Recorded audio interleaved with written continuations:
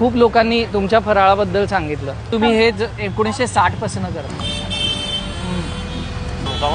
चांगली चकली आहे, खमंग चकली आहे.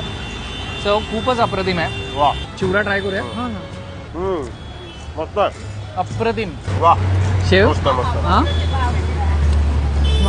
काय लसणाची चव आहे का थोडी? तुमचा फेमस मग लाडू आहे सगळ्यात. हो, बेसन लाडू, अनारसे पण खूप फेमस आहे. हे बेक शंकरपाळे 100% बेक्ड आहे. इतकी अप्रतिम चव आहे, पण हे चहात बुडवून काय लागेल यार. एक्झॅक्टली.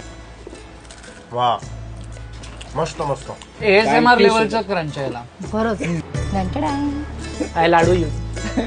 तेच मी नाही म्हणाले म्हणून तुझ्याकडनं घेतला, पण ओके. अनारसा. अनारसा फार भारी. तुम्ही तुमचे सगळ्यात टॉपचे 4 आयटम काय सांगाल, जे खाल्लेच पाहिजे? भाजणीची चकली, भाजणीची चकली, ओके.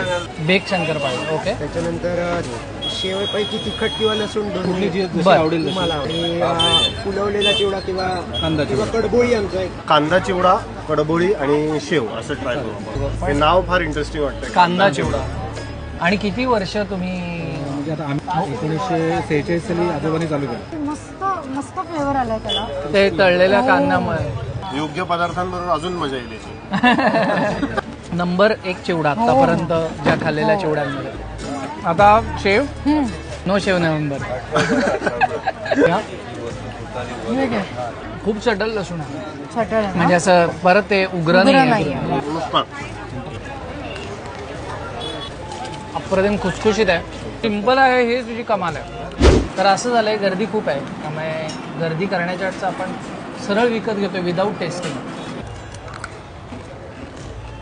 ही घरी असते तशी प्रॉपर तेलाची जशी लागते आपल्याला चवीला. तिखट आहे, पारंपरिक. हा, तिखट टाकलंय ह्यात. तिखट आहे. त्यांनी दुसरी रेकमेंड केलेली गोष्ट ही अनारसे होती. हे अनहेल्दी लोकांसाठी अप्रतिम फराळ. तूप हाताला लागतंय. वा, हे मला असं वाटतंय की घास घेऊन पास. पण ह्यात सुकच आहे, नारळ. मुबलक प्रमाणात सारण आहे. हा, ह्या तिन्ही मधली माझं फेवरेट करंजी आहे. आणि आता हा शेवटचा आयटम. आमची खाऊन झाली. भारी आहे. लसूण शेव ओव्हरऑलच भारी प्रकार आहे, असं म्हणजे पदार्थच भारी आहे असं मला लक्षात.